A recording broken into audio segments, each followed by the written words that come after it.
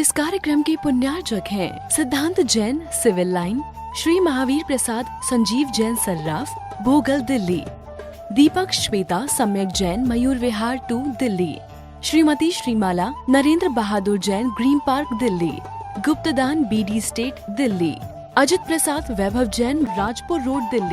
वंदितु सविसिद्धे ध्रुविमचल मनोभवं गदिं पते पोछामि समय पाहुर मृणिमोषुध केवली भणिदम् निज स्वरूपिको परमेरस जामे भर्यो अपार बंदो परमानंद में समय सारे अविकार। त्रिकालवर्ती पंच परमेटी भगवंतों को, अनंतानंद सिद्ध परमेटी भगवंतों को नमन और वंदन।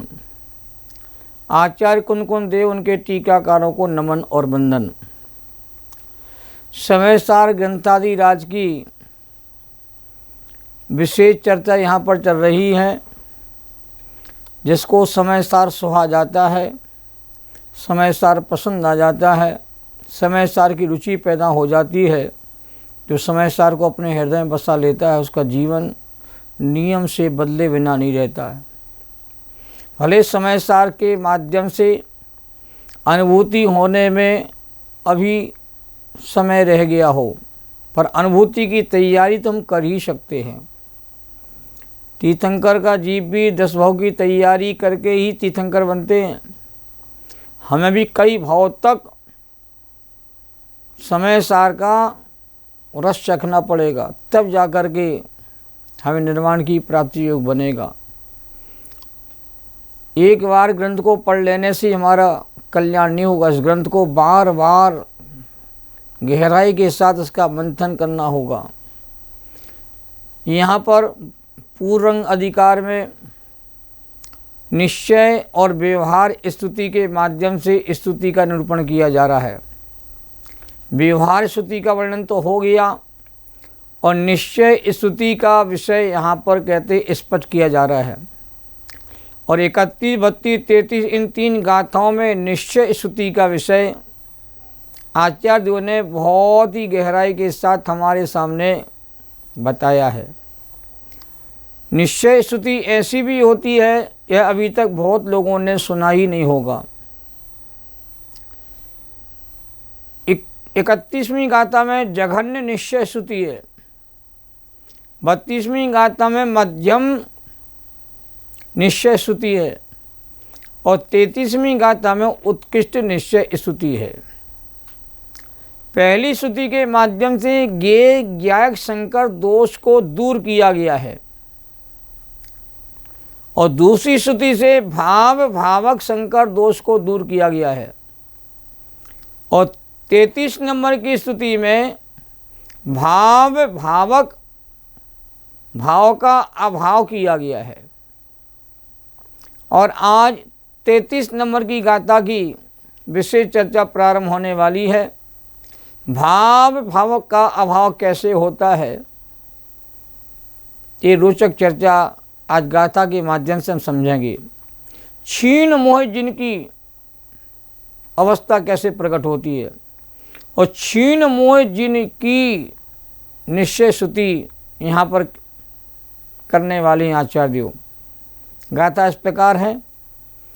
जिद मोह से दुजैया क्षीणो मोहो हवेज साहुष्य तैया हूँ क्षीण मोहो भण दिजो निश्चय विदुहिम।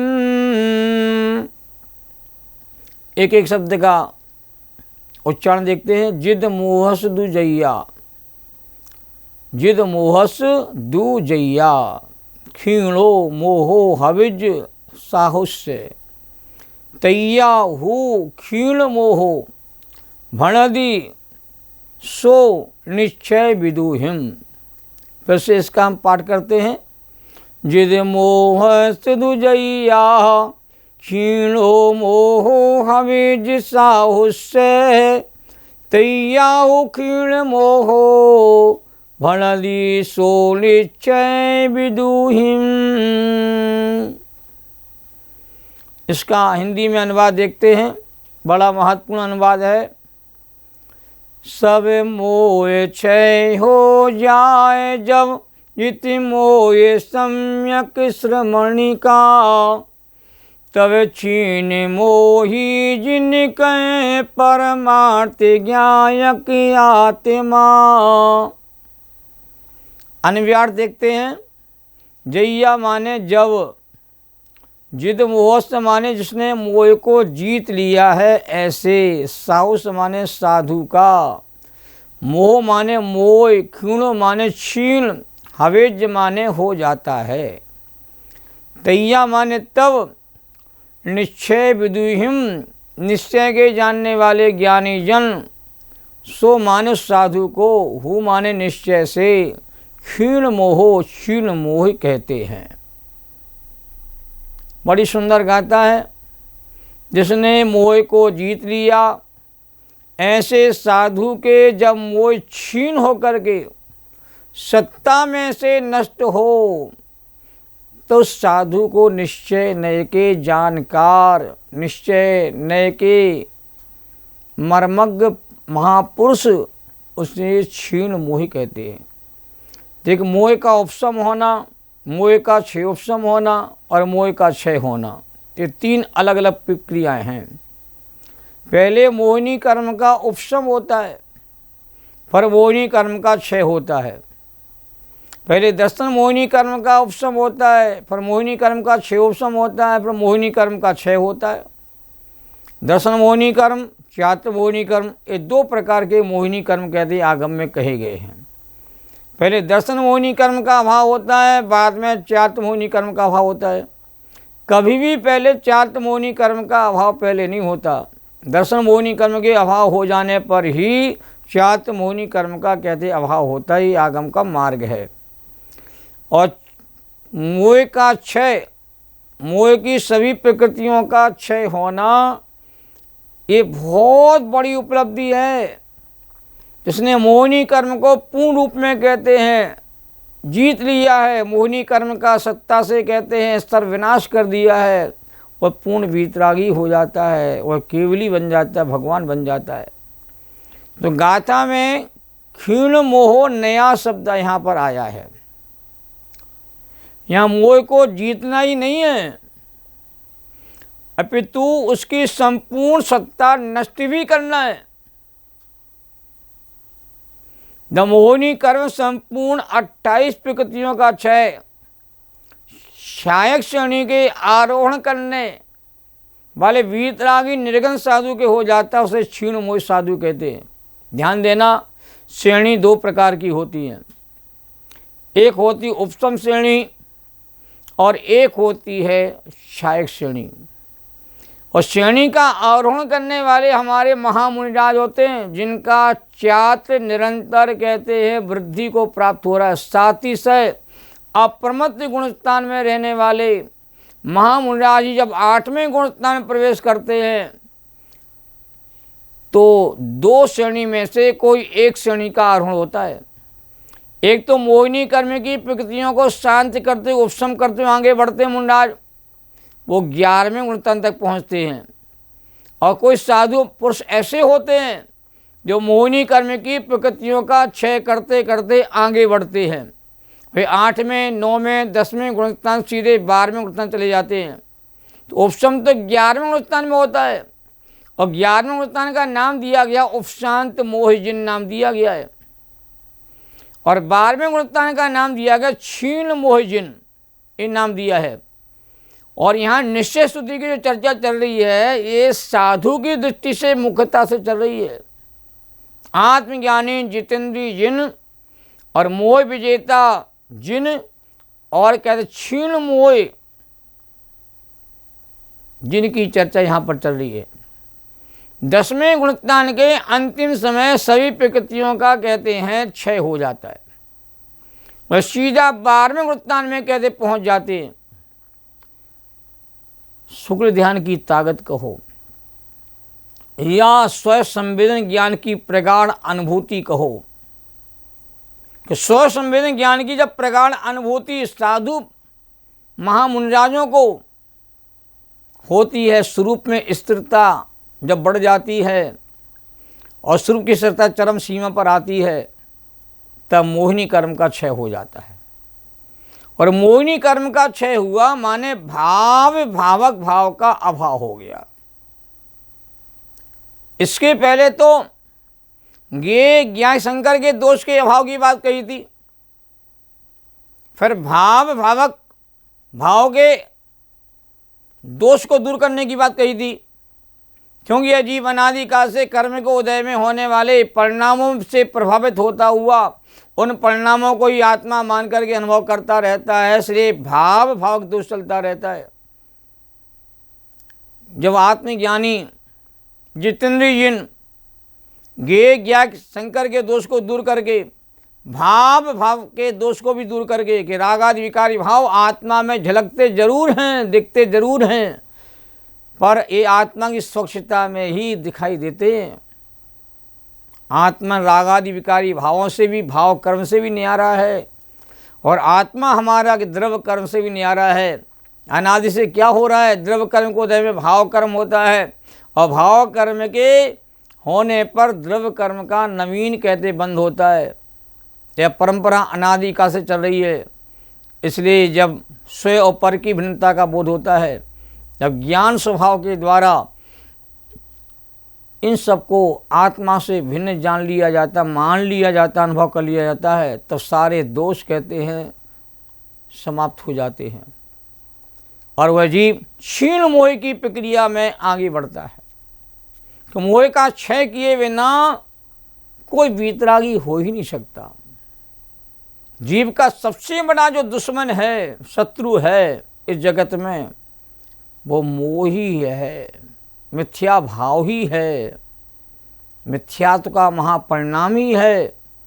तो मिथ्यात्व के परिणाम के साथ साथ कसाय के परिणामों का क्षय होना चाहिए। ये मोहिनी कर्म की 28 प्रकृतियाँ आगम में आती हैं। दर्शन मोहिनी कर्म के 3 मिथ्या समय प्रकृति, ये 3 प्रकृतियाँ तो दर्शन मोहिनी वाली हैं। और अनंतानुबंधी क्रोध मान माया लोभ, अप्रत्याख्यान संबंधी क्रोध मान माया लोभ, अप्रत्याख्यान संबंधी क्रोध मान माया लोभ, और संजुलन संबंधी क्रोध मान माया लोभ, 16 ये बड़ी कसाय हो जाती है। हास रति अरति शोक भय जुगुप्सा स्त्री वेद पुरुष वेद नपुंसक वेद, ये 25 कसाएँ कहते हैं चात मोहिनी कर्म की हैं। इन्हें 12 तो द्वेष रूप होती है, 13 राग रूप होती है। तो राग द्वेष का जब अभाव हो जाता है तभी वह जीव कहते हैं वीतरागी होता है। राग का कण भी यदि अंदर बैठा हुआ है, राग का अंश भी यदि अंदर बैठा हुआ है, तो वह जीव कहते हैं कभी भी वीतरागी नहीं हो सकता है। तो संपूर्ण मोहिनी कर्म की 28 प्रकृतियों के क्षय होने पर, सत्ता में से नष्ट हो जाने पर ही वह जीव क्षीण मोह को प्राप्त होता है। अब सारांश देखते हैं, बड़ा गजब का सारांश है, उसको भी समझना बहुत ज़रूरी है। साधु किसे कहते हैं? जो साधना को साध रहे हैं। साधना माने क्या? आत्म स्वभाव की साधना को निरंतर साधने वाले ही साधु पुरुष कहते कहे जाते हैं। साधु पहले अपने स्व संवेदन ज्ञान के बल से, जब तक स्व संवेदन ज्ञान नहीं होगा तब तक आत्मा आपको अनुभव वेदन में आएगा ही नहीं। तो साधु पहले अपने स्व संवेदन ज्ञान के बल से उपशम श्रेणी का कहते आरोहण करते हैं। पहले कसायों को शांत किया जाता है, कसायों को उदय में आने से रोका जाता है स्व संवेदन ज्ञान के बल से। बाद में कसायों का कहते हैं सत्ता में से जड़ मूल से कहते हैं उसे नष्ट किया जाता है। पहले कसाएं नष्ट नहीं होती है, कसायों का उपशम होता है। उपशम के बाद ही वह साधु पुरुष उसके क्षय करने का उपाय प्रारंभ करते हैं। तो साधु पहले स्व संवेदन ज्ञान के बल से उपशम श्रेणी का आरोहण कर उपशम भाव के द्वारा मोह को जीत करके, मोह का तिरस्कार करके, मोह से अपना लक्ष्य हटा करके, मोह से पहले दृष्टि हटाई जाती है, फिर मोह के परिणाम से रहित होना होता है। तो मोह को जीत करके फिर क्षायक श्रेणी के माध्यम से कर्मों का क्षय करते हुए जो आगे बढ़ते हैं हमारे साधु पुरुष, उसको क्षायक श्रेणी कहा जाता है। और क्षायक श्रेणी वाले जीव उसी भाव से नियम से मोक्ष जाते हैं। उपशम श्रेणी वाले जीव एक भाव में 2 बार श्रेणी का आरोहण कर सकते हैं और अधिकतम श्रेणी का आरोहण जीव को 4 बार ही हो सकता है। बार बार जीव श्रेणी का आरोहण नहीं करते हैं। महामुनिराज होते हैं वो 6 श्रेणी में चढ़ेंगे तो उसी भाव में वीतरागी होकर के, पूर्ण वीतरागी होकर के, केवल ज्ञानी होकर के अनंत अवस्था को पा करके वह सिद्धालय में पहुँच जाते, सिद्ध अवस्था को प्राप्त हो जाते हैं। तो क्षायक श्रेणी वाले जीव कहते हैं उसी भाव से मोक्ष को प्राप्त करते हैं। तो क्षायक श्रेणी के माध्यम से मोह को सत्ता में से नष्ट करके, ये कहने की भाषा है, वहाँ तो हमारे मुनिराज कहते हैं आत्मा में लीनता की प्रगाढ़ता को बढ़ाते हैं।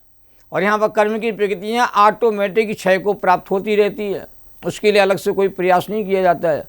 स्वरूप की प्रगाढ़ता, शुद्धोपयोग का जो प्रबल बल है, उसके प्रकट होती ही सारी मोहिनी कर्म की प्रकृतियाँ ऑटोमेटिक ही अपने आप ही स्वतः ही कहते हैं नष्ट होना प्रारंभ हो जाती हैं। तो मोह को सत्ता में से नष्ट करके ज्ञान स्वरूप परमात्मा को, पूर्ण वीतरागता को प्राप्त होते हैं, तब वे क्षीण मोह जिन कहलाते हैं। यह उत्कृष्ट निश्चय श्रुति है। इससे बढ़िया और कहते श्रेष्ठ निश्चय श्रुति नहीं हो सकती है, जिसमें आत्मा का ही कहते हैं अनुभवन कहते हैं प्रगाढ़ रूप में हो रहा है। जिन संज्ञा मुख्यता से साधु को ही कहते कही गई है, ध्यान देना। और एक देश जिन संज्ञा दूसरे गुणतान से आचार्य जयसेन स्वामी ने, जो प्रचुनसार ग्रंथ के भी टीकाकार हैं, उन्होंने लिखा हुआ है कि एक देश जिनकी संज्ञा दूसरे गुणस्थान से चालू हो जाती है, दूसरे वाले, तीसरे वाले, चौथे वाले, क्योंकि यहाँ मिथ्यात्व का कहते हैं उदय नहीं हुआ, इसलिए एक देश जिनका रूप प्रकट हो गया। चौथे गुणस्थान में भी अनंतानुबंधी और मिथ्यात्व के अभाव में एक देश जिन संज्ञा है, 5वें गुणस्थान वाले एक देश जिन संज्ञा है। अब पूर्ण जिनकी संज्ञा तो मोहिनी कर्म के क्षय हो जाने पर, जिन परमात्मा के रूप प्रकट होने पर प्रकट होती है, ऐसा उल्लेख वहाँ पर किया है प्रचुनसार में। वहाँ से विषय को हम जानना चाहिए। आज हम सब लोगों ने 31, 32, 33 गाथाओं के माध्यम से निश्चय उस स्थिति का स्वरूप समझा, और अभी तक हम लोगों ने निश्चय स्थिति को समझा ही नहीं था कि निश्चय स्थिति कैसे हो। जितेंद्रीय जिन बनने पर निश्चय स्थिति प्रारंभ होती है, और मोह के विजेता होने पर द्वितीय जिन श्रुति होती है, और मोह के क्षीण होने पर, क्षीण मोह होने पर निश्चय श्रुति पूर्णता को प्राप्त हो जाती है। ये अद्भुत स्वरूप है, उस स्वरूप को हम समझना चाहिए। अब अगली गाथा हमारी 34 नंबर गाथा कल प्रारंभ होगी। बड़ी महत्वपूर्ण गाथा है, ज्ञानी प्रत्याख्यान है। ये रोचक चर्चा आज चैतु गाथा के माध्यम से हमारे सामने प्रारंभ करेंगे। जैनम जैतु शासनम, जा वाणी के ज्ञान ते सूझें लोकालोक, सो वाणी मस्तके नमो सदा देती हूँ ढोक। सहजानंदी शोध स्वरूपी अविनाशी में आत्मस्वरूप, ज्ञानानंदी पूर्ण निराकुल सदा प्रकाशित चेतन रूप, सदा प्रकाशित चेतन रूप। 3 लोक के सभी जीवों के शुद्ध चेतन स्वरूप को नमन वंदन करते हुए सभी को सादर जय जिनेन्द्र। इस कार्यक्रम के पुण्यार्जक थे गुप्तदान विश्वास नगर दिल्ली, विकास स्वाति जैन, ग्रेटर कैलाश 3 दिल्ली। स्वर्गीय उमा जैन की स्मृति में doctor VP Jain America, Savita Sagar Jain Rishabh Vihar, गुप्तदान प्रीत विहार दिल्ली, इंजीनियर अनिल जैन अर्चित जैन श्याम एनक्लेव दिल्ली, श्रीमती मंजू विनोद जैन गुड़गांव।